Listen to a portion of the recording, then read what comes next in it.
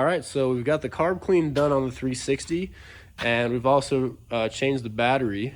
So the last thing we got to do on this thing is an oil change, and on this particular model, it's going to be very simple. We're just going to be focusing on the oil drain plug, which is right there. It's that little knob. I'll point to it here, right there. So we'll be taking that out. All the oil is going to come out from there, and there's going to be a washer or an O-ring underneath this that we're going to be replacing as well, because we don't know how that has degraded over time. So yeah, you can just take a look here at what we're going to be doing. So I don't know what size this drain plug is going to be, but from the looks of it, looks like a 17. So let's get a 17 out here real quick.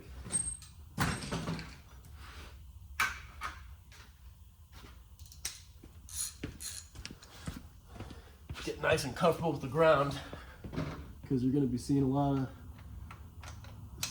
of projects where you're going to need to be on the ground. All right, here we go. That one's really on there. Oh my God. You can even see from past oil changes that the bolts has started to roll a little bit, but no need to fear. I'm gonna fucking get this shit off.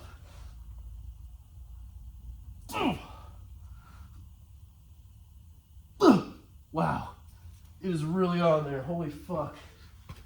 Oh. Some people don't have torque specs, and then I'm the person who has to take the old drain plug off because the job has to get done. But there's no reason for your drain plug to be this tight. An average oil drain plug torque setting is around 20 Newton meters, 22 Newton meters. This shit is way too fucking tight, man. I gotta deal with this shit. So sometimes you need some persuasion tactics. And by tactics, I mean using a fucking hammer. So let's see what we got on the fucking ground. No wonder this thing is rolling. Okay, let's see if we can.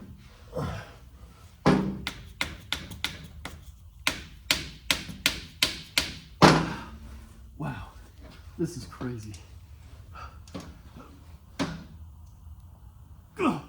Wow, I can't even believe it.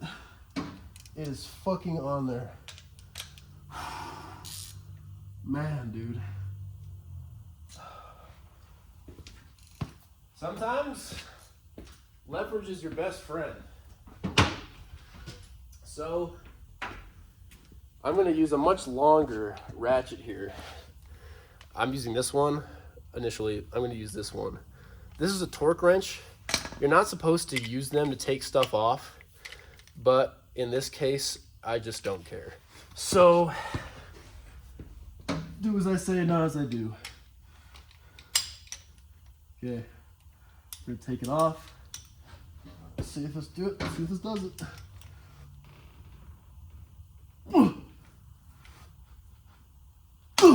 That's it, baby. Wow. That'll do it. Fucking A. Oh. Wow. That thing was on there. That was as tight as like a fucking axle nut. Like one of these. That's supposed to be tight because it's a lot of force being put on there. There's literally no force being put on an oil drain plug. So, good thing we got that off. Little trick with doing oil changes. Take off the fill plug. Because I don't know if you ever shotgunned a beer before, but usually when you put a carb in, like let's say if you put a little puncture in it and you open the tap itself, it allows the flow of air to go through. So, same deal with an oil change. Got air coming through the top, and we're going to be taking out this little plug on the bottom. Here we go. We got the engine nice and hot, so it should just flow right out. Oh yeah, it's coming out. Now this oil is looking pretty dirty. You can tell from the color here that we got a nice like gray color. That's actually not nice. It's the color is not nice, but that's why we're doing the oil change. All right. So, standard practice is to replace the drain plug. The drain plug washer. It's a crush washer here. And you'll see that little dent. It's been crushed already, so this is no good. If you were to put it back onto the motorcycle, it would probably leak at some point because it's not a good surface. So we'll go over to this cabinet over here, which will have all of the crush washers that we'll possibly need, hopefully. So, looks like it's gonna be this one of the wider ones here.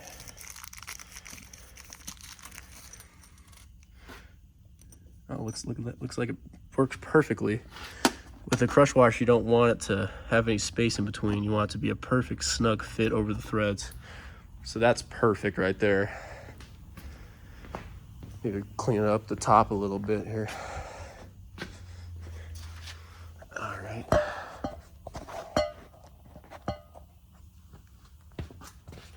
Okay. So, a lot of videos you're gonna see online, you're gonna see people saying, make sure to snug it up. Fuck that, all right?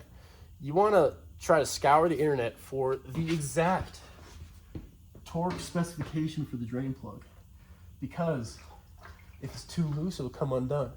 If it's too tight, you might strip it. So I say it's very important to at least try to look for this plug torque. All right, so all the oil is drained out of there. I can move that so I can access the bottom here. Bam, just like that. All right, so it's snug on there. All the oil's out of there. Okay. Now I'm gonna look for the torque setting. Alrighty, so I've scoured the internet and I could not find the torque spec, and that is common for older motorcycles because service manuals aren't readily available. A lot of people don't have videos on these motorcycles. So from what I've seen on average, we're looking at around 22 to 30 Newton meters, and that's a good specification range. But I would like to go maybe in between, like a 25 or 26 Newton meters. That way I'll know that it won't come undone. And with the crush washer, you can tell when it crushes. You just gotta pay attention. It's kind of like when you put a spark plug in, if you've ever done that before. It has that crush washer on there and you'll feel it kind of compress and tighten and snug. That's what people mean by snug, but I hate when people use that because they just don't know what the fuck they're talking about.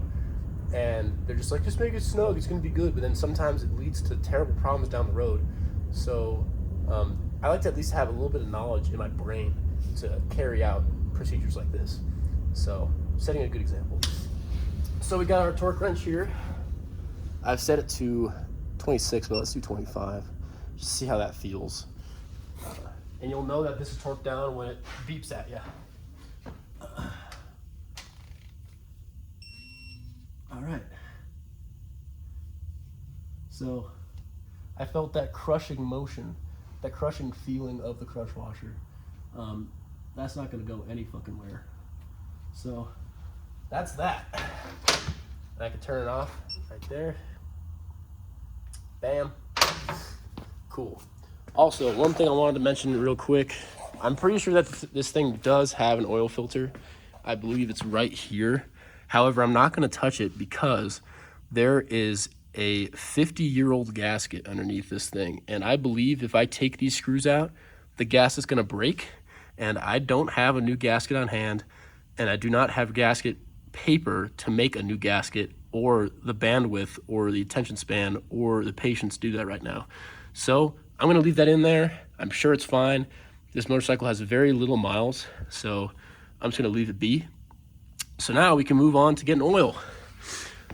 So this is a classic motorcycle. So it's not gonna need some fancy oil. We're looking at probably a 1040 here. That's your basic motorcycle oil. That's what I use in my Triumph right here. So I feel totally fine just getting that going. So I looked up online. We have 1.5 liters is the specification. However, usually there's a bit of oil left in the engine from the last oil that was in there. So I'll probably do 1.3. That'll allow for any oil that's still in there. So we'll take our little bucket here. And we'll watch it fill up to about 1.3 liters. I'm just gonna stop it right there. Cool. So I'll bring this over here. Shouldn't be anything crazy here. All right. Get myself a little funnel. Definitely an essential here.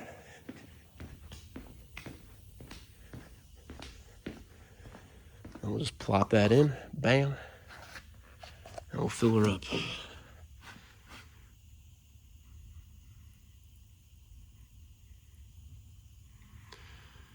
It's a pretty satisfying process when you get it down. Definitely an essential preventive maintenance procedure.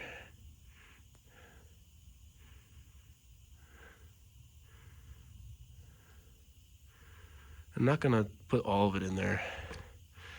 Just gonna leave a little bit out because I don't want to have to take the drain bolt out if I have to drain any excess out.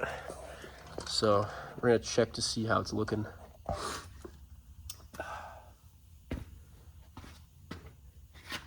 Just throw that in there. And this is our dipstick. This is how you'll determine if it's too little or too full. And you want it in between this mark right here, roughly. You want to check the oil level when this motorcycle is up in the air. By that I mean level. So I'll put like a block underneath the kickstand to kind of level it out as best I can. See where the level is roughly. So let's see what we got in a second here. All right. So putting it in, don't put it all the way in, just kind of let it rest on the top. Let's see what we got. Right now we got nothing. It's not perfectly straight up, so I'll kind of help it out a little bit. Okay. We got a little bit on the tip. So this is good because we have some left over.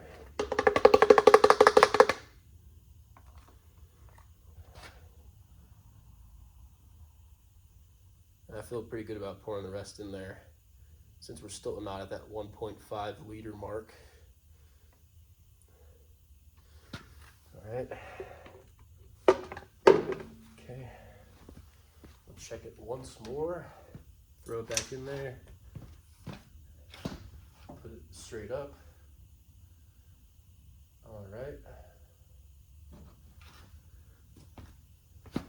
Let's see what we got now. We're at just about the minimum line, so that's pretty good. However,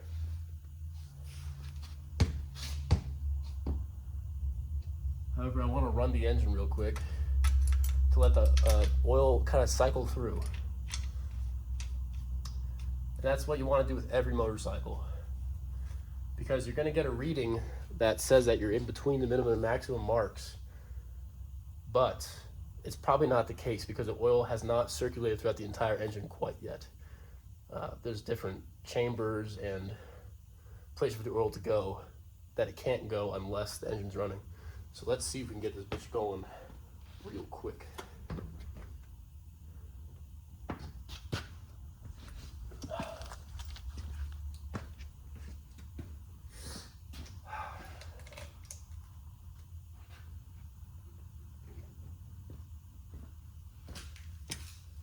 and get it first kick once more. Ha-ha!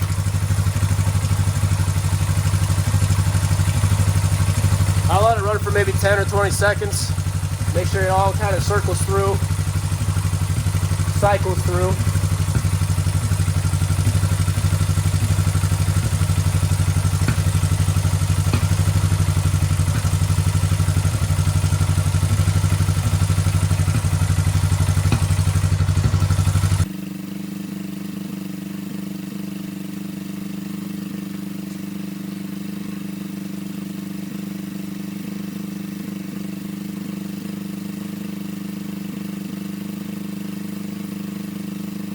So what I did just there is just turn out the air fuel mixture a little bit, because you're hearing a bit of a popping in the exhaust, at least I hear it.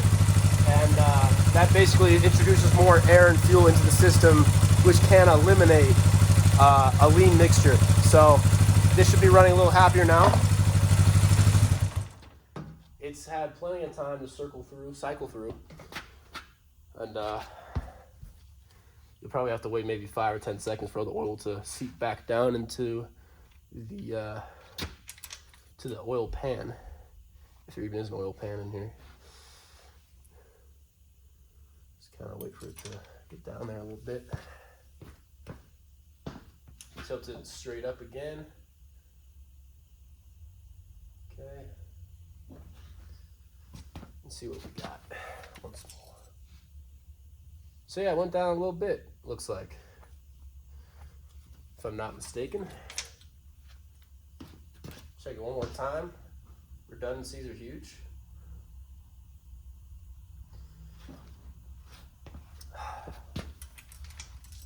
Okay. Yeah, so it looks like we're at the minimum line. You can see that right there with that little glimmer.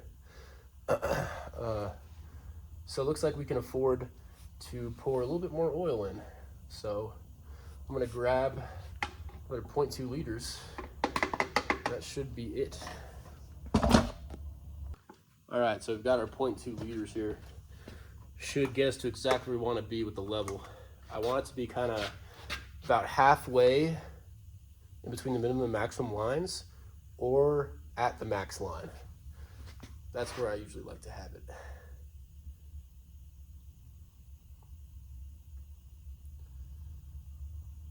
Okay, so there's that. See what we got now. Keep it up straight.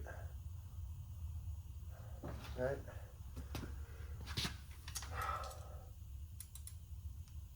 Look at that. Right in the middle. Right where you want it to be. And I'm going to say that's good. Sometimes when you check the oil, it's not going to be in the middle, or it's going to seem too low, although you put the correct amount of oil in. I highly suggest you don't overfill. So let's say if a motorcycle needs 2.2 liters and you put 2.2 liters in there and it still isn't reading the minimum or maximum marks, I would leave it where it is. Because if you overfill, that could lead to oil seeping out of places you don't want it to. It could seep out of a gasket, seep out of an oil drain plug. In some cases, it'll leak from the breather tube that'll go in there, and you do not want that. So just stick to the factory specifications when you can. But when all is said and done, we're all good to go. The carbs are clean, battery's been replaced, and the oil changes has been completed. So that marks off all of the things we wanted to do on this thing.